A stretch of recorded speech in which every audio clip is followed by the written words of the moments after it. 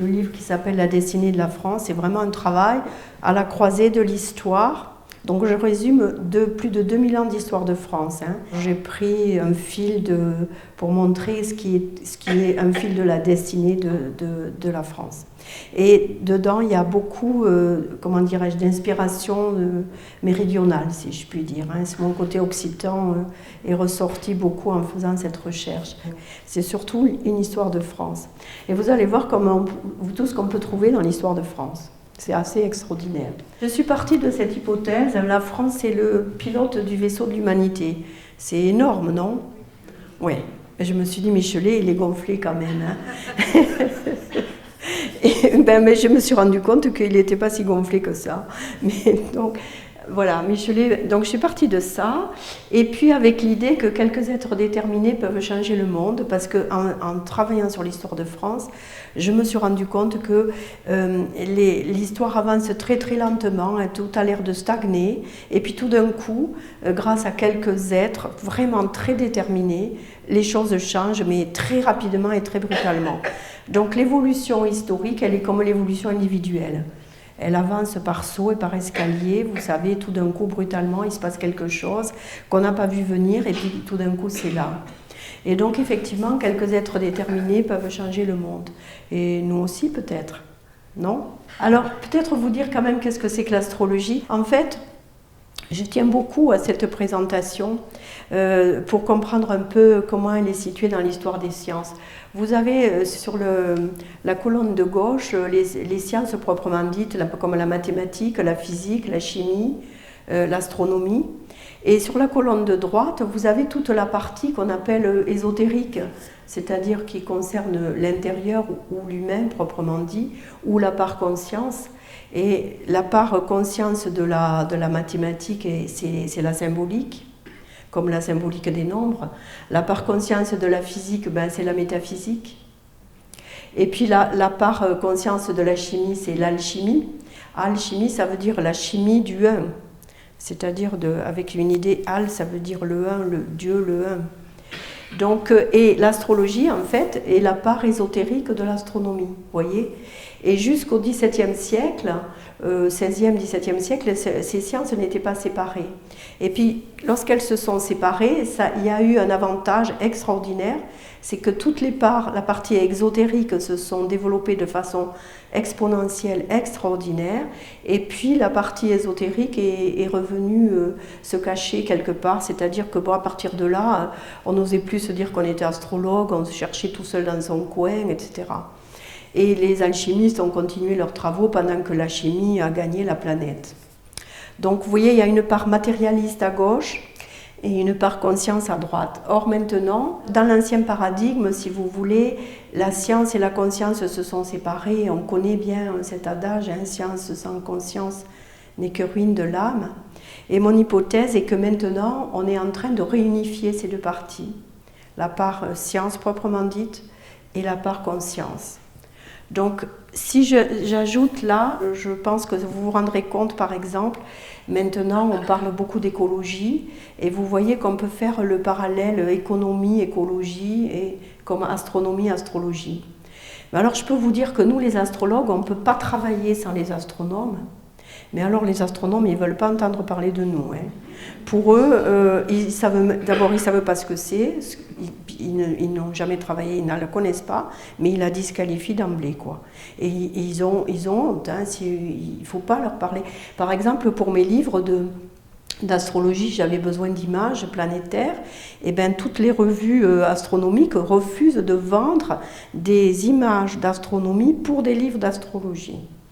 Alors, vous voyez, pour vous dire à quel point c'est très séparé. Et donc, vous savez, économie-écologie, c'est le noumen ou le logos. Et là, on a vraiment, au niveau étymologique, c'est très intéressant de voir que, d'une certaine manière, l'aspect astrologie inclut l'aspect astronomie. C'est-à-dire, on ne peut pas faire de l'astrologie si on ne connaît pas l'astronomie. Ou alors, c'est de la pensée magique.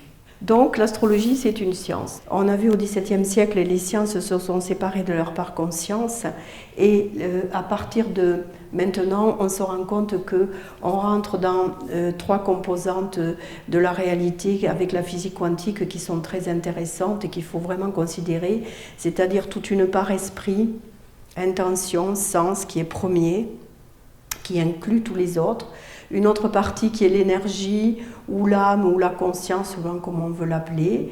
Et la troisième partie de la réalité, c'est l'aspect matière, l'aspect forme, et qui n'est qu'une cristallisation momentanée de l'esprit, sachant que, si vous voulez, il y a tout un continuum entre l'esprit et la matière.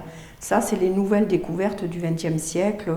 Et déjà dans la formule d'Einstein, on l'a, c'est-à-dire l'énergie et la matière sont équivalentes, simplement c'est des strates différentes. Mais il y a trois composants de la réalité. Donc, si vous voulez, d'un monde très dualiste, on rentre maintenant dans un monde vraiment trinitaire d'une certaine manière, où la réalité va se voir, doit s'étudier d'une manière nouvelle. Parce que justement, l'astrologie a trois composantes. La composante symbolique, qui est la plus, qui englobe toutes les autres, qui donne le sens et la direction. Puis la composante conscience, qui est la part humaine. Et puis la composante science des cycles, dont je vais vous parler là, et qui va vraiment nous montrer, nous faire comprendre dans quel moment on est de l'histoire. Donc l'astrologie, elle est triple, hein. Et elle considère l'homme comme centre de conscience individuel, avec sa conscience à lui, singulière, etc. Là, on peut le mettre dans un triangle. Moi, j'adore travailler avec les triangles. Je ne vous ai pas dit tout quand je me suis présentée, mais en fait, ma formation, elle est mathématique, avant de faire des sciences de l'éducation. Alors en fait, j'adore les triangles. Et dans les triangles, on se rend compte qu'il y a la partie cycle en bas, vous voyez, puis la partie conscience ensuite à gauche, et en haut, c'est les principes, les symboles et les archétypes. Voilà ce que c'est que l'astrologie. Finalement, ça nous montre les trois composantes de la réalité, de l'être humain également, et on est en train de se rendre compte qu'un être humain ne se résume pas à sa personnalité, mais il a aussi une âme. Alors ça aussi, c'est presque un gros mot en France. Il ne faut pas parler d'âme, attention, c'est dangereux. Pourtant, un des plus grands pédagogues qu'on a connu, qui était Ferdinand Buisson, dans ses notes au XIXe siècle, c'est un pédagogue extraordinaire et un féru de la laïcité aussi. Il parlait de l'âme dans ses notes. Mais alors maintenant, il ne faut plus en parler. Enfin, ici, je sais que vous en parlez, puisqu'on médite, etc., et que souvent, c'est l'âme qui médite. Et puis la troisième composante, c'est l'esprit. Alors pour savoir quelle période nous vivons, on va chercher les symboles et les cycles. Et je me suis rendu compte, d'abord l'hypothèse de départ, c'est que quand on fait de l'astrologie, on connaît les grands cycles et dont les ères. Vous avez tous entendu parler qu'on est en train de quitter l'ère des Poissons pour entrer dans l'ère des Verseaux. Alors tout ça, c'est très mythologique, on s'imagine que c'est un petit peu, comment dirais-je, alors que c'est astronomiquement fondé et qu'il y a un grand cycle, les ères changent tous les 2160 ans, et ça, c'est de l'astronomie, c'est pas de l'astrologie, c'est la partie astronomie. Et tous les 2160 ans, il y a une évolution, on change, le point vernal change au bout de 2160 ans, il a traversé tout un signe, et donc qui a donné la couleur de l'air, et il rentre dans un autre signe, de façon rétrograde sur le zodiaque. En ce moment, on quitte l'ère des Poissons et on rentre dans l'ère du Verseau. Alors qu'est-ce que ça veut dire? Entre ces deux ères, entre ces deux mondes, si vous voulez, on est dans les anciennes valeurs deviennent obsolètes et les nouvelles valeurs n'ont pas encore émergé. C'est pour ça que ça s'appelle émergence, ce que j'ai intitulé ce soir, parce que c'est vraiment... quelque part, c'est en train d'émerger, on va essayer de voir de quoi il s'agit. Et là, je vois que vous êtes aussi, encore une fois, majorité des femmes, mais vraiment, je salue les hommes qui sont là, présents. Et vous voyez, on sait que les valeurs de ce nouveau monde sont portées en majorité par des femmes. 20 à 25% des gens portent ces valeurs, et parmi eux, 66% sont des femmes. Ça ne veut pas dire que les hommes sont moins évolués que les femmes, hein. Non, mais je veux dire, ils osent moins les écouter, les porter, ils attendent. Vous savez, tout d'un coup, ils les porteront quand le consensus aura basculé, si je puis dire. Mais c'est les femmes par intuition qui sentent d'abord les valeurs. Et donc, vous voyez ici, si on regarde, je suis sûre qu'il y a plus de 66% de femmes. Enfin, on en est là, quoi. Hein? Et chaque ère a un projet qui est qu'on va chercher dans le symbole du cygne. Et pour trouver chaque ère, finalement, a un événement source. Et ça, c'est extrêmement intéressant de penser en termes d'événements source. L'ère des poissons a comme événement source le christianisme. Au-delà même de l'aspect religieux de la question, hein, d'accord. Mais l'événement source de l'ère des poissons, c'est le christianisme, et vous savez que les symboles des poissons étaient importants chez les premiers chrétiens, et donc cette ère-là avait pour but, en fait, que chaque individu acquiert une conscience individuelle et un mental singulier qui se détache de l'esprit de clan qui était le propre du bélier. Dans le bélier, c'était vraiment par troupeau, vous voyez, par clan. Et dans le poisson, il s'agissait que chacun acquiert une conscience individuelle. Alors, qu'est-ce que va être le Verseau ? Eh bien, pour le Verseau, les maîtres mots du Verseau, la symbolique du Verseau, c'est un peu l'être androgyne, c'est l'égalité homme-femme et c'est la fraternité. En fait, si vous voulez, le Verseau, on peut pas, en France, on ne peut pas le rater parce qu'il se résume dans la trilogie liberté, égalité, fraternité. Et c'est pour ça que mon hypothèse a été d'emblée, quand j'ai commencé l'ouvrage, j'ai essayé de la confirmer dans l'ouvrage, que la France avait été à la source de l'événement source de l'ère du Verseau. C'était lorsque la France a osé poser les droits de l'homme, donc c'est la Déclaration des droits de l'homme et du citoyen de 1789, et ça se résume dans les 3 idées sœurs, comme le dit Aurobindo, liberté, égalité, fraternité. Donc ça a été mon hypothèse. Donc vous voyez, comme Français, alors ça ne veut pas dire qu'il faut être plus fier que les autres, mais c'est vrai qu'on nous appelle la patrie des droits de l'homme et ça veut bien dire ce que ça veut dire. Donc l'événement source serait, et d'ailleurs Michelet, qui était un être assez exceptionnel, disait que la Déclaration des droits de l'homme, c'était le credo du Nouvel Âge. Et il parlait déjà de Nouvel Âge. Alors au niveau des cycles, il se trouve que l'ère de Poisson, on peut la distinguer par des périodes de 500 ans qui commencent, vous voyez, à moins 83 jusqu'à 412, c'est le cycle Pluton-Neptune. Et c'est des courbes assez étonnantes. Enfin, je l'ai fait avec un mathématicien et un ingénieur aérospatial de Toulouse qui m'a aidé à faire ça, à le poser là-dessus. C'est-à-dire qu'on se rend compte qu'il y a une cyclicité de 500 ans. Et évidemment, je ne vais pas vous parler de tout, mais ce qui est intéressant, c'est par exemple cette période de 500 ans, de 1399 jusqu'à 1892. En vous parlant de cette période, je vais vous montrer comment finalement un monde en 500 ans, on change complètement de paradigme.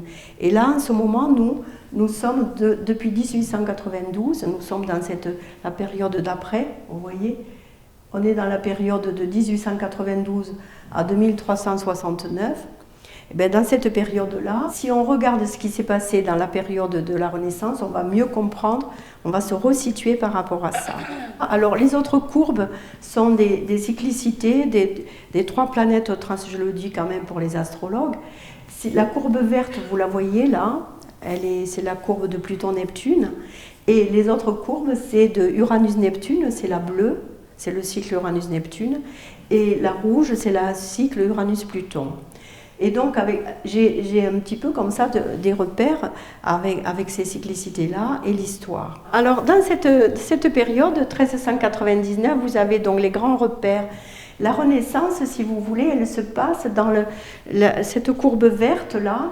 Le cycle de Pluton-Neptune est très particulier. Pour ceux qui sont intéressés en astrologie, je peux vous en parler plus précisément, mais je ne vais pas m'attarder là, qui fait qu'il y a une période de plateau avant que ça remonte à son apogée 1644-1648. Or, dans ce cycle-là, 1644-1648, c'est la naissance de Newton. Et Newton, lui, nous a donné tout le paradigme, on vit sous le paradigme newtonien, et sur un monde newtonien encore, qui est sorti au milieu de ce cycle de 500 ans. Mais la Renaissance a duré, vous le savez, ça a duré quasiment 150 ans. Et donc, qu'est-ce qui s'est passé? Alors, on va regarder ce qui s'est passé en France mais enfin, pas qu'en France, en tout cas en Europe, pendant ces 150 ans. C'est toute la période là où la courbe où la courbe verte fait un plateau, d'accord? Puis ensuite, vous voyez, ça monte et puis ça redescend, il y a un autre plateau à la descente. Ça, c'est dû au sextile entre Pluton et Neptune et c'est à cause de l'irrégularité de l'orbite de Pluton. Voilà, c'est pour ça que c'est comme ça. Et donc là, après, on tombe sur les Lumières et la Révolution. Alors regardons un peu comment était la France à ce moment-là, à 1399-1400. Mais la France, en fait, elle était comme ça, c'était cette petite goutte verte là que vous voyez. La France était toute petite, la France telle que nous la connaissons maintenant n'existait pas. Et vous voyez l'Occitanie, là, le comté de Toulouse, enfin, qui est très curieusement, l'Occitanie actuelle a retrouvé le tracé du comté de Toulouse. Hein. C'est intéressant, je trouve. Et d'ailleurs, Toulouse est à nouveau la capitale régionale. Hein. Montpellier n'y est plus là-dedans. Donc, vous voyez, on avait donc la France qui était toute petite. Tout le reste était complètement entouré par le duché d'Aquitaine et la fameuse Aliénor qui a divorcé d'un roi français qui a été se marier avec un Anglais et qui a finalement donné tous ses territoires aux Anglais. Et finalement, la France était complètement encerclée. Donc ça explique pourquoi la croisade des Albigeois, parce que vraiment, conquérir le comté de Toulouse, c'était quand même très intéressant. Que ce soit parce qu'il y avait des cathares ou des hérétiques, comme on les appelait, ou que ça soit tout simplement une conquête de territoire. Et donc, en fait, la France n'était pas créée, en fait, à ce moment-là. Hein. Et qui c'est qui est arrivé? Jeanne d'Arc, elle est née en 1412-1431. Donc vous voyez, elle est au tout début de ce cycle. Et c'est une figure, j'aime beaucoup ce que dit Michelet, je vous le laisse lire, de Jeanne d'Arc. Parce qu'évidemment, dans mon travail, je touche aussi les symboles. Et Jeanne d'Arc est une figure symbolique très importante puisqu'elle est internationalement connue. On fait des pièces de théâtre, des cinémas, des films sur elle dans le monde entier. Je veux dire, c'est une héroïne française, mais c'est une héroïne internationale. C'est l'exemple de la résistance elle n'a pas fait que bouter les Anglais hors de France. Elle est le symbole du réveil, finalement, de l'âme de la France, en quelque sorte. Et quelque part, elle est le symbole de l'âme de la France. Vous voyez, elle a vécu très peu, la pauvre, hein, 1412-1431, donc on est au tout début, là, juste avant que ça monte et qu'on aille dans la Renaissance. Alors, qu'est-ce qui s'est passé ensuite? La vision du monde a totalement changé. Il y a eu un nouveau paradigme qui est arrivé. On a changé de système alors qu'on croyait que la Terre était au centre. On s'est rendu compte que grâce à Galilée, Kepler et d'autres, que la Terre n'était plus au centre, mais que c'était un système héliocentrique. Ensuite, il y a eu toutes les conquêtes maritimes. On était bien dans l'ère du poisson, hein, c'était maritime. Maintenant, dans l'ère du Verseau, c'est des conquêtes spatiales. L'imprimerie, donc la diffusion du livre.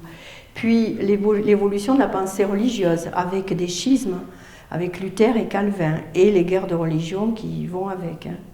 Donc en ce moment, vous voyez, on voit bien les conflits apparemment d'ordre religieux qui sont là, qui au fond, parce que quand on regarde au niveau, par exemple, du côté de Luther, en Allemagne, les conflits, c'était pas religieux, hein, c'était sous couvert de religion qu'ils essayaient de se conquérir les uns les autres. Hein. Donc très souvent, on fait passer comme guerre de religion des guerres purement à visée territoriale. Bon, ensuite, il y a une évolution culturelle magnifique. Dans le sud, il y avait la fameuse cour de Nérac. Donc ça, c'était au sud de la Loire. Hein.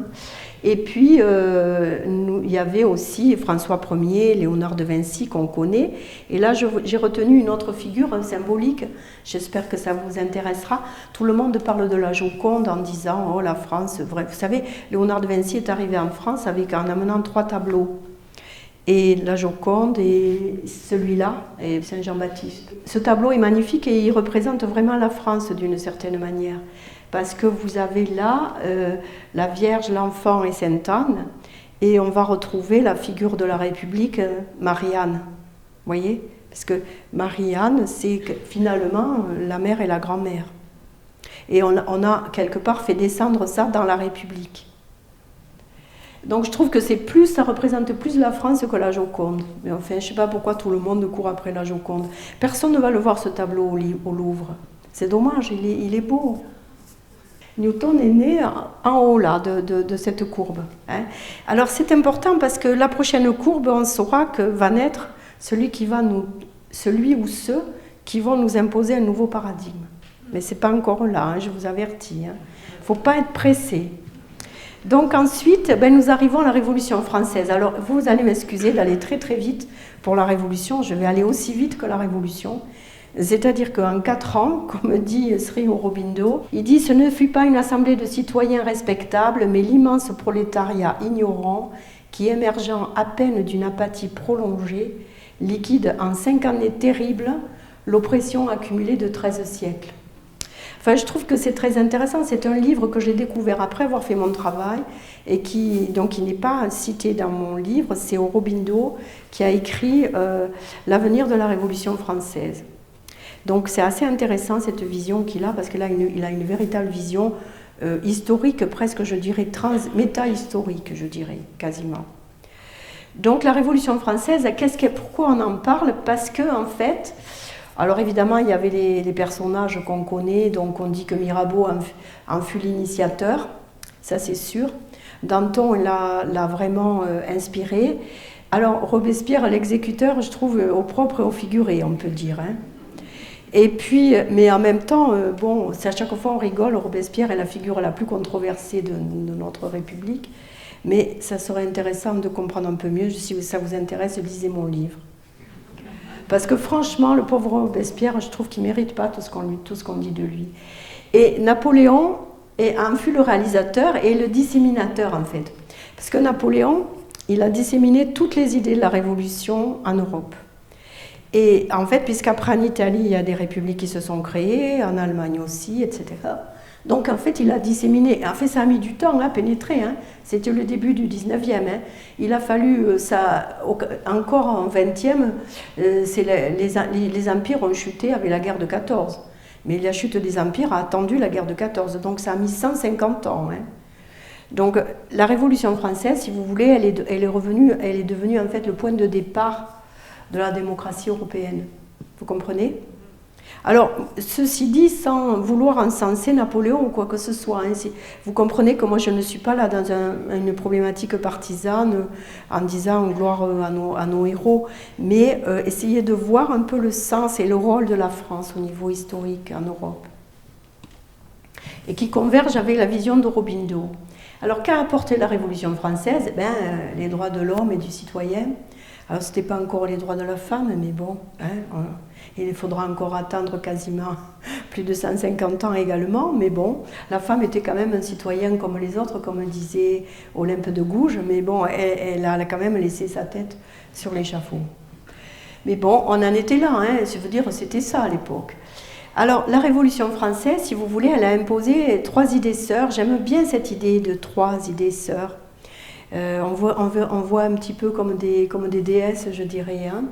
La liberté, l'égalité et la fraternité. Et lui, il dit qu'en fait, c'est quasiment une religion, qu'on a du mal, si vous voulez, à les faire descendre dans la réalité, parce que elles sont à un niveau élevé de conscience, elles ne correspondent, c'est pas encore appréhendable par la conscience du plus grand nombre, et que donc c'est comme une religion qui s'est posée à ce moment-là à la Révolution, et puis ensuite qui s'est disséminée dans le monde, et d'ailleurs qui a continué. Vous voyez, Marianne et la République de Delacroix, ce tableau est magnifique, mais on a bien la filiation Marie, Anne, vous voyez, là, maintenant c'est devenu une seule femme, mais bon, qui a quasiment une trinité en elle, hein. On revoit ces cycles-là, donc la Renaissance, les Lumières, la Révolution, et on va arriver au cycle suivant. Là, c'est vraiment un saut historique, hein, parce que j'ai laissé tomber le 19e siècle, et heureusement, parce que je vais vous dire,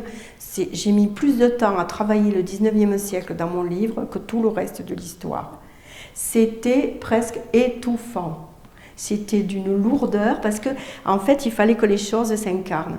La Révolution a lancé la République. La République en France, elle a vraiment vécu qu'à partir de 1870. Donc il a fallu quasiment un siècle. Et ce siècle est d'une lourdeur, surtout Napoléon III. C'est lourd. Mais bon, mais franchement, lisez-le dans mon livre, vous verrez, même mon style devient lourd. J'ai eu beaucoup de mal à alléger, hein. Enfin, heureusement, il y avait Victor Hugo. Hein. Bon, j'aurais aimé vous en parler, mais franchement, s'il n'y avait pas eu Victor Hugo, je crois qu'on aurait tous désespéré. Hein. D'ailleurs, quand il est mort, tout le monde est venu à son enterrement. Hein. S'il n'y avait pas eu Victor Hugo, pendant qu'il y avait Napoléon III, je crois que la France serait morte. Hein. Étouffée par le matérialisme. Vous voyez, le cœur de notre sujet ce soir, c'est de parler de cette période dans laquelle nous sommes. La période analogique à la Renaissance, c'est de 1939, ça ne s'invente pas, hein, et 2039. Donc nous sommes dans une espèce de chaudron, j'allais dire alchimique, de conscience, dans lequel l'ancien est encore là, le nouveau n'arrive pas à se reconnaître, on travaille avec l'ancien paradigme newtonien et la physique newtonienne, mais c'est plus du tout efficient pour plein de choses, et donc on ne reconnaît pas nos petits, quoi. On ne sait pas où on en est. Et donc parce que, si vous voulez, à la Renaissance, les gens ne se sont pas dit « Oh, chouette, nous vivons une Renaissance ». Non, personne ne se l'est dit à l'époque. Personne. Et ils ont triné comme des fous. Et surtout, il y a eu des guerres en permanence, c'est-à-dire l'Europe était à feu et à sang. Et donc là, d'une certaine manière, on vit une même période. C'est-à-dire c'est une espèce de chaudron de conscience qui est en train d'essayer d'émerger. Donc on est dans cette phase. Alors on essaiera après l'hypothèse comment on pourrait l'appeler cette période. Mais pour le moment, personne ne peut donner un nom. Je suis très sommaire là, évidemment, hein, parce que en vous parlant de la Deuxième Guerre mondiale, mais en fait c'était une seule et même guerre, on peut dire, c'est une très grande guerre de 1914 à 1945. Parce que d'une certaine manière, ce qui n'a pas été bien réglé en 18, par les traités de Versailles et compagnie, ça nous est retombé dessus, la guerre suivante couvait dans ce qui se passait. Mais là, j'ai retenu, alors que si vous voulez, le 6 juin par exemple, 1944, débarquait en Normandie l'une des plus grandes armadas qu'on ait jamais vues, donc une force technologique, humaine aussi, mais c'est même des humains qui allaient vraiment... à la mort, hein, en fait, comme on lançait en pâture, là. Mais beaucoup de monde, beaucoup de matériel, beaucoup de moyens. Et la France n'avait pas grand-chose. La France, qu'est-ce qu'elle avait? Elle avait les résistants, elle avait De Gaulle qui était à Londres. Et ça, vous pourrez lire en détail comment je l'ai expliqué. En fait, si vous voulez, pourquoi la résistance est si importante? Parce que d'une certaine manière, les 200 000 personnes qui se sont, et avec eux, ceux qui les ont aidés et soutenus en France, ont fait que la France n'a pas perdu son âme et qu'elle a sauvé l'honneur. Et d'ailleurs, De Gaulle l'a bien compris, puisqu'il a vraiment exalté l'esprit de résistance, et lui-même, il a été un des premiers résistants. De Gaulle, il a eu un mal fou à se faire reconnaître par les Alliés. Hein. On lui préférait le général Giraud, hein, qui était lui, qui signait tout ce que les Américains voulaient qu'il signe. Mais je dirais que là, j'ai retenu cet esprit de résistance qui était... En fait, si vous voulez, nous, en France, on n'a pas mis des moyens, mais on a mis quelques-uns, les meilleurs d'entre nous, hein, osons le dire, les meilleurs d'entre nous, les plus audacieux, ont sauvé l'esprit de la France. Et ça se reconnaît là par la croix de Lorraine. Pour ceux qui aiment la symbolique, la croix de Lorraine est très intéressante parce qu'en fait, c'est deux bras de croix. Alors, l'un représente, si vous voulez, le plexus solaire en quelque sorte, et le deuxième représente le cœur. Et parce qu'il y a trois croix, comme il y a trois croix en astrologie, mais il y a trois croix. Il y a la croix de la personne, la croix de l'âme, et la croix de Lorraine et la croix de l'âme. C'est la croix du Christ d'ailleurs, c'est la deuxième croix, c'est la croix du milieu. Et donc le symbole de la croix de Lorraine. Alors ça aussi, quoi, De Gaulle, il fallait le faire. Pourquoi il a choisi ce symbole? Hein, il l'a choisi. Et il a dit que face aux terribles croix gammées nazies, il fallait un symbole. Et c'est vrai que ce symbole est toujours... ce symbole parle, comme les symboles. Les symboles expriment quelque chose. Et la croix de Lorraine, c'est... En plus, si vous voulez, la croix de Lorraine, c'est... Avec la croix de Lorraine et de Gaulle, on a la Gaule et Jeanne d'Arc, vous voyez déjà, ça réunifie presque toute l'histoire de France. Mais aussi, vous regarderez l'histoire de la croix de Lorraine, c'est très, très, très intéressant. C'est très relié, la croix de Lorraine, au sud d'ailleurs. La France, l'esprit de la libération de Paris, 25 août 1944 et 8 mai 1945, la fin de la guerre. Alors, qu'est-ce que Moi j'ai retenu pourquoi on vit encore, mais on est en train de terminer cet esprit. On est 70 ans, un peu plus de 60, 73 ans après. On vit encore dans l'esprit toute la France d'après-guerre et tout l'élan des droits de l'homme, etc., est né du programme du Conseil national de la résistance.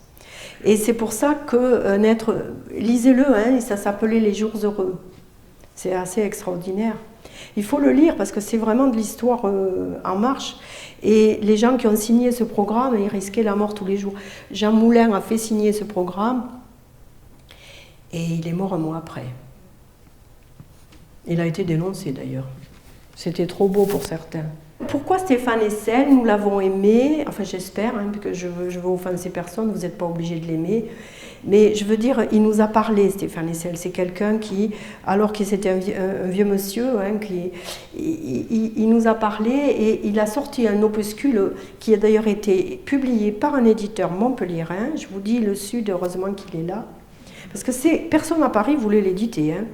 Moi, j'étais éditrice à Paris à l'époque et je peux vous dire, je sais comment ça fonctionne. Bon, il n'était pas assez connu, ce que c'est que ce vieux coton, voilà. Et les anciens, maintenant, c'est fini. Et bien, bon, il y a eu l'audace d'un éditeur montpelliérain pour le publier. Qu'est-ce qu'il a publié? C'est un petit opuscule, il n'y a presque rien là-dedans. Mais c'est le programme du Conseil national de la résistance et cette idée qu'il faut résister et que résister, c'est créer. Intéressant, non? Donc... aussi vous dire qu'à l'après-guerre, grâce, la France faisait partie des nations qui ont recréé, qui ont participé à la création de l'ONU. Il y a eu la Déclaration universelle des droits de l'homme qui est partie un peu, même pour ce qui est en astrologie, on peut faire le thème, vous voyez. C'était le 10 décembre 1948 à Paris. C'est encore à Paris, à l'UNESCO, ça a été signé. La Déclaration universelle des droits de l'homme est très intéressante, allez la lire aussi, hein. Ce que j'ai retenu, si vous voulez, c'est cette question d'un idéal commun à atteindre par tous les peuples et l'idée qu'il faut enseigner et éduquer, hein, comme la jeune Malala nous en parle maintenant aujourd'hui. Et cette Déclaration universelle des droits de l'homme, elle est intéressante parce qu'elle redit dans son premier article que les hommes sont libres et égaux, qu'ils sont doués de raison, mais quelque chose de nouveau, ils sont doués de conscience. Et ensuite, qu'ils doivent vivre les uns envers les autres dans un esprit de fraternité. Je crois que vous allez parler prochainement de la fraternité. Hein. Vous voyez, on se suit là dans une sorte de conversation, un fil. Il y a un fil là de fraternité. Donc la Déclaration universelle des droits de l'homme, c'est les nations signataires, normalement, devraient la respecter. On voit ce qu'il en est. Hein. Mais déjà, du côté français, on peut commencer à douter aussi. On en est là, 1939, 2039. Il va falloir, pour comprendre, aller un petit peu plus près. Là, je vous ai parlé de tout ce qui a émergé dans la conscience unie, dans une conscience d'âme, une sorte de conscience de niveau du cœur, de la croix de Lorraine, donc du niveau de l'amour, d'une certaine manière, parce que la fraternité, c'est le mot un peu plus facile, un peu plus commode à mettre en avant à la place de l'amour. Mais on pourrait parler d'amour, hein, au lieu de parler de fraternité. Mais bon, c'est vrai que fraternité, on a l'impression que l'amour c'est sexué, hein, mais c'est pourtant pas plus sexué qu'autre chose. Hein. On peut décider qu'il soit sexué, mais on peut décider qu'il en reste là. Donc on en est là, il va falloir aller voir les cycles un peu plus particuliers. Mais qu'est-ce qui se passe depuis 1900 ? En fait, il s'est passé beaucoup de choses. On est en train de changer de paradigme, mine de rien. Au tout début du siècle, on a Pierre et Marie Curie qui découvrent les radiations. On a Einstein en 1905 qui trouve sa fameuse formule « l'énergie et la matière sont équivalentes ». Ensuite, on a David Bohm qui découvre la physique quantique et avec toute l'idée que le monde tout est interconnecté, tout est unifié, tout est dans une même unité globale. Ensuite, il y a maintenant, je passe du début du siècle quasiment après, à la fin du siècle, dans les années 90, on a découvert qu'il y avait un trou noir au centre de la galaxie. On a découvert le centre de notre galaxie. Donc on est rentré dans on n'est plus uniquement dans un système héliocentrique, mais on est dans du galactocentrisme. Et même au-delà, puisqu'on sait qu'il y a plusieurs galaxies et qu'il n'y a pas que la nôtre. Or la nôtre, c'est la Voie lactée, hein. Mais donc on a découvert dans les années 90 cette idée qu'il y a d'autres mondes, des galaxies. Ensuite, la pensée religieuse est complètement en train d'évoluer. Quand vous écoutez les gens, ils vous disent « Oh, mais j'ai vraiment envie d'évoluer spirituellement, je trouve que c'est lourd, j'ai envie d'avancer, etc. » Donc on parle de spiritualité, mais on ne sait pas trop de quoi on parle. Et c'est un peu une spiritualité qui n'est pas forcément posée sur une religion, qui peut être transreligieuse sans être œcuménique, vous voyez ce que je veux dire. Donc il y a une aspiration à un autre monde, à des nouvelles valeurs. Et je dirais que c'est une sorte de nouvelle religion, comme en parle Aurobindo, d'une certaine manière, c'est la religion de l'humanisme en quelque sorte, on pourrait l'appeler l'humanisme, avec les fameuses 3 idées sœurs. Et puis il y a une libération des mœurs, l'égalité des hommes et des femmes, enfin on y arrive, mais vous avez vu, peut-être que dans 150 ans on aura le même salaire, mais ça, je ne sais pas, peut-être. Et ensuite, il y a une créativité importante de chaque être humain. Chaque être se rend compte qu'il est singulier, et bien sûr qu'il y a une différence, mais qu'il est surtout singulier, qu'il y a une commune humanité. Il y a cette idée d'une commune humanité. Donc il y a un nouveau paradigme qui est en train de surgir. On va faire encore un focus, parce qu'on va essayer d'arriver aujourd'hui, en 2018, et qu'est-ce qui se passe depuis 2012, 2015 et 2018 ? On est donc dans cette crise de changement d'air, on est dans un changement de paradigme avec l'événement source des droits de l'homme. On est dans une crise de début de cycle maintenant, on est dans une autre crise de début de cycle Pluton-Neptune et encore une autre crise du cycle Pluton-Uranus. Alors vous allez le voir sur le schéma là. Vous reconnaissez 1939-2039, c'est la nouvelle renaissance. Donc on est là, on est dans le chaudron. Vous voyez qu'à un moment la courbe descend puis après elle remonte. Elle remonte à partir à peu près de 2012-2015. 2012-2015, il y a les carrés de Pluton-Uranus, du cycle Pluton-Uranus, alors que le cycle Pluton-Uranus a commencé en 1966. Donc dans ce grand cycle de 500 ans, je vous propose un focus sur un nouveau cycle qui a commencé en 1966, qui a donné les 60s, mai 68 en France, et tout ce qu'on a vu dans l'évolution dans le monde de ce qui s'est passé dans les années 60. Et donc, et là, on est dans les cinquantenaires de mai 68. Donc en 66 a commencé un nouveau cycle avec une crise de ce nouveau cycle qui s'est passé entre 2012 et 2015. On va y arriver. Puis en 93 a commencé un autre cycle, Uranus-Neptune. Et ce cycle-là coïncide totalement avec le traité de Maastricht et avec la création de l'Union européenne. Donc il ne faut pas s'en faire, l'Europe elle mettra du temps parce que c'est un cycle de 172 ans. Donc l'Europe elle mettra 172 ans à se construire. Alors il ne faut pas être trop pressé. Par contre il faut être exigeant, il ne faut pas accepter n'importe quoi. Mais voilà, il ne faut pas être pressé. Donc là on a l'Europe et 66 crises. Alors vous voyez, on rentre là depuis 66, 93, on est dans des crises. 66 c'est un cycle de 138 ans. Donc en 66 a commencé un cycle de 138 ans. Et en 93, un cycle de 162 ans. Donc là, il y a eu ça. C'est un début de cycle Pluton-Uranus. Alors, c'est pour vous rappeler que les cycles, on les travaille comme la lunaison. Le seul cycle que vous connaissez tous, nous connaissons tous, c'est le cycle de la Lune. Et le cycle de la lunaison, premier quartier, pleine lune, dernier quartier, nouvelle lune. Eh bien, il y a une nouvelle lune d'un cycle, puis un premier quartier. Et bien, en 2012-2015, il y a eu 7 premier quartier de ce cycle. D'où, vous voyez qu'on est quand même malmené depuis 2012. Je ne sais pas ce que vous en pensez, mais on est très fatigué, je dirais. On est rentré comme dans une machine à laver. Et puis ça tourne, ça tourne, ça tourne. La crise est entre 2012 et 2015. Et je voulais vous faire remarquer que le prochain Newton, qui sera sans doute pas un homme, j'espère, ou peut-être une femme, enfin, cette fois. En tout cas, ça ne sera sans doute pas une seule personne, ça pourrait être un collectif de chercheurs. Mais en 2140, à l'apogée de ce cycle, on aura vraiment le nouveau paradigme, l'être ou le groupe, les âmes qui vont pouvoir vraiment incarner et proposer une vision de ce nouveau paradigme comme Newton l'a fait après la Renaissance. Vous comprenez? C'est une hypothèse. Hein. Bon, je ne serai pas là pour en répondre, hein, mais d'autres y seront, et puis les livres seront là. Mais en fait, franchement, là, j'aimerais vivre à cette époque. Je pense que ça sera très intéressant. On est sur le focus 2012-2015. Alors, je commence un peu avant. Vous vous rappelez tout le bruit qu'on a eu sur 2012, enfin je dirais, mais c'est incroyable quoi. Et puis tous ces gens qui sont venus à Bucarak, ailleurs, etc. La fin du monde, etc.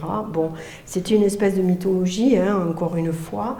Mais enfin, moi j'ai publié quand j'étais éditrice un livre qui s'appelle Le Code Maya, qui est quand même un livre extrêmement sérieux, d'un véritable scientifique, et qui donnait vraiment la date de 2012 comme très, très importante. Et même, il ne donnait pas 2012, il donnait comme date 11 mars 2011. Et bien, qu'est-ce qui s'est passé le 11 mars 2011? Il y a eu Fukushima. Donc je dirais que les ébranlements ont commencé là. Pour vous dire que l'ébranlement, c'est des ébranlements écologiques hein, également, vous comprenez? Puis ensuite, on a eu les attentats de Charlie et puis toute la suite à Paris, le 8 janvier 2015. J'aime bien ce dessin, c'est beau, hein? Ensuite, il y a eu le fameux « Je suis Charlie » qui est très intéressant comme expression parce que vous parlez de « être pèse-nasse ». Et je trouve que c'est intéressant comme expression parce que vous parlez d'être. Ouais. Je suis, on est dans l'être là. Donc, je suis Charlie, on posait là un collectif français qui reconnaissait la liberté de la presse et se battait pour et essayait de résister à cela, n'est-ce pas? Donc là, cette idée de « je suis » est très importante parce qu'on rentre vraiment dans l'ère du cœur. Dans l'ère de la matérialité, on parle de l'avoir, mais dans l'ère du cœur, on va parler de « je suis » et de la conscience. Là, il y a des images aussi qui sont assez belles au niveau du symbole. Et la Marianne est toujours là, hein, vous voyez, elle veille sur la France et le drapeau aussi. Bon, je pourrais vous parler aussi de la symbolique du drapeau, mais je n'ai pas le temps. Ça aussi, c'est une très belle symbolique. Donc ensuite, il y a eu le 13 novembre, vous voyez, ça n'en finit pas, les attentats. Puis on a eu donc le 11-9 et le 9-11. Alors maintenant, on a eu Bureau à la Maison-Blanche. C'est quand même problématique. Mais franchement, quoi, c'est du théâtre, hein. Mais c'est pas rigolo. Hein. Là, ça nous touche, hein, c'était le 23 mars, n'est-ce pas? Là aussi, hein, onde de choc. Hein. Et puis, pour faire le lien avec l'esprit de résistance, j'ai pas voulu figurer uniquement un être parce qu'il y a eu toutes les victimes qui étaient là. Mais l'esprit de résistance qui était là, vous voyez, il s'est trouvé quelqu'un qui, lui, a risqué sa vie pour sauver une autre personne. Donc, et là, ça dit bien ce que ça veut dire. C'est pas risquer sa vie pour la détruire, pour détruire la vie des autres, mais c'est vraiment l'esprit de résistance. On est dans cette période extrêmement troublée et on peut essayer de s'interroger. Je vais conclure là-dessus, puis après on en parlera ensemble. Vous voyez, vous repérez maintenant. Vous voyez comme finalement on est rentré dans un goulot d'étranglement depuis 2012. Hein, alors là, chaque fois, on croit qu'on va sortir de l'entonnoir, mais je ne sais pas si vous êtes sortis. Moi, je n'ai pas encore senti. Je ne sais pas, est-ce que vous sentez que vous êtes sortis ou pas? On va en parler, hein? On va en parler. Qu'est-ce qu'on pourrait dire de 2012-2015? J'écris depuis longtemps sur ce sujet en disant qu'entre 2012 et 2015, on va avoir l'écho de mai 68, au moins en France. Or, en termes de révolte, et d'esprit de fraternité, on a vu que des jeunes êtres qui sont partis retrouver des frères en Syrie pour aller tuer le reste du monde qui ne reconnaissent pas comme des frères. Donc vous voyez, c'est une fraternité restreinte. Or, le propre de la fraternité, c'est qu'elle ne peut pas être restreinte. La fraternité, c'est toujours entre les hommes, donc problème. Mais en ce moment, c'est ça, je veux dire, les seules choses qu'on a entendues, j'allais dire, c'est en négatif. C'est-à-dire, on a reçu le négatif. Mais on n'a pas encore vu la lumière de la fraternité, on l'a, vous voyez. Je pense que ce qui s'est passé à Trèbes et à Carcassonne a commencé à mener un retournement, vous voyez, symboliquement. Hein. C'est pour ça que cet homme, nous l'avons honoré comme un héros hein, de la résistance d'une certaine manière. Et parce que, en plus, si vous voulez, c'est un soldat de la République, vous voyez. Alors, dans toute la logique de l'histoire de France, la République est très importante en France. C'est pas une démocratie, la France, c'est une République. Donc, il y a cette idée vraiment presque religieuse, quasiment. Hein. Et la religion de la République, c'est, je vous dis, les 3 idées sœurs. En tout cas, donc, qu'est-ce qui s'est passé? Le bien-être matériel décroît. On est bien embêté. La crise s'est installée depuis 2007-2008. Depuis que Pluton est rentré dans le Capricorne, bon. Ensuite, les inégalités s'accroissent, donc l'égalité est mise à mal. Donc, parmi les idées sœurs, ça ne se passe pas très bien. Les idées sœurs, elles ont le voile noir. Hein. L'absence d'idéal et de perspective, si vous voulez, vraiment désoriente la jeunesse. Et les chômages, ce qui est problématique, c'est que tous les pays du Sud connaissent un chômage énorme. Dans tous les pays du Sud, les jeunes connaissent une proportion de chômage de 20, 30, 40%. C'est dramatique. Donc, les pays du Sud, hein, l'Espagne, le Portugal, la Grèce, etc. Donc, c'est problématique. Donc, qu'est-ce que c'est que cette histoire de chômage? Il va bien falloir qu'on en sorte d'une manière ou d'une autre. Ça veut dire quelque chose, ça. Donc, la jeunesse n'a pas d'idéal, n'a plus d'idéal et de perspective. Et donc, il va falloir mettre en pratique ces 3 idées sœurs. Alors, les 3 idées sœurs, je reviens sur ce que je vous avais proposé tout à l'heure pour qu'on y réfléchisse bien. Cette idée d'Aurobindo est importante. S'il pose ça comme une spiritualité, il le pose comme quelque chose d'au-dessus de nous, qu'il faut du temps pour le faire descendre dans la matérialité, dans l'incarnation. Donc, il dit que cet échec, aucune n'a réellement été conquise en dépit de tous les progrès accomplis. Et il dit, cet échec tient au fait que l'idée d'humanité en notre âge intellectuel a dû masquer son véritable caractère de religion, en s'adressant au mental de l'homme plutôt qu'à son être intérieur. Et en fait, c'est cette idée que ça s'adresse toujours au mental, donc à un niveau de la raison et pas au niveau du cœur. Et donc là, tous les discours économiques sur l'Europe et compagnie qui ne sont uniquement centrés sur la raison, la matérialité et pas du tout sur le cœur et l'humanité, vous voyez, c'est vraiment problématique. Là, l'Europe pas que la France, mais l'Europe est en train de perdre son âme. Bon, j'ai toute une partie sur l'Europe, mais je n'ai pas le temps d'en parler là. Donc l'idée sœur, le rôle de la France, si vous voulez bien, je vais vous le résumer au niveau astrologique. Quand même que je parle un peu d'astrologie pour les astrologues. La France a une âme poisson et une personnalité lion. Vous faites la différence quand même entre l'âme et la personnalité. Alors la personnalité lion, c'est ce qu'on voit d'abord chez les Français. Hein. Ils sont arrogants, dominateurs, ils ont toujours raison, mais en même temps ils sont brillants. Et puis si c'est des êtres intéressants, ils rayonnent. Donc le lion, il ne faut pas en avoir peur, ça peut être bien. Mais enfin, c'est souvent un peu solitaire.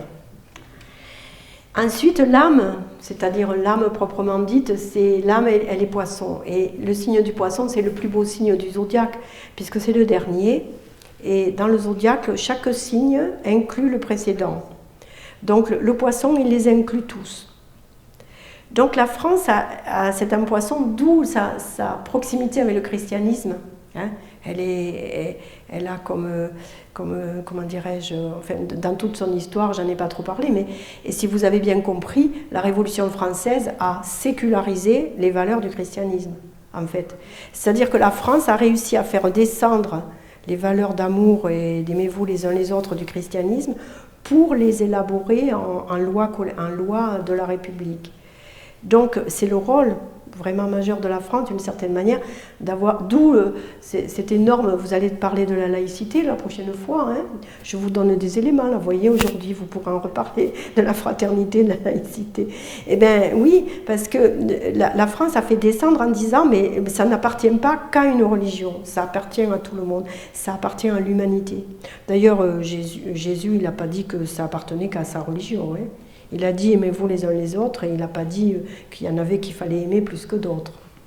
Donc les Français ont bien compris l'esprit et l'ont fait descendre. Et donc ces idées sœurs sur lesquelles je ne mets pas ça comme un talisman, c'est sérieux quoi. Je crois qu'il faut vraiment qu'on se rende compte qu'on est détenteur de ces valeurs et que ces valeurs-là doivent vraiment être incarnées chaque jour de plus en plus et de mieux en mieux par chacun de nous. Donc la France, avec son âme poisson, normalement, elle devrait être englobante, si vous voulez, et compréhensive. Et le problème du poisson, c'est que c'est un signe duel et que donc il y a toujours l'ombre et la lumière dans le poisson. Et en France, on a souvent des divisions très très redoutables. Et d'ailleurs, vous voyez, la droite, la gauche, les blancs, les rouges, les républicains, les royalistes, enfin, tout le long de l'histoire, c'est ça en permanence. Un être qui a vraiment compris l'âme de la France mieux que quiconque, c'est Victor Hugo. Il était poisson. Et lui, alors, il était comme un poisson dans l'eau en France, hein, en fait. D'où il était tellement malheureux quand il a dû partir, même si c'était à Guernesey. Donc, vous voyez, l'âme de la France est poisson. Donc, nous sommes des êtres assez duels, quoi. Alors, parce que le poisson, il est capable du pire comme du meilleur. Et en France, on a un peu cela, vous voyez. On a les résistants, mais aussi on a eu que 200 000 résistants, et si on comptait les collaborateurs, on serait affligé. Il vaut mieux pas les compter. Hein. Donc la France pourrait se mettre au service de cette idée du Verseau, parce que le poisson, normalement, le rôle du poisson, c'est vraiment d'amener cette idée de fraternité. D'ailleurs, c'est ce qu'a fait la France.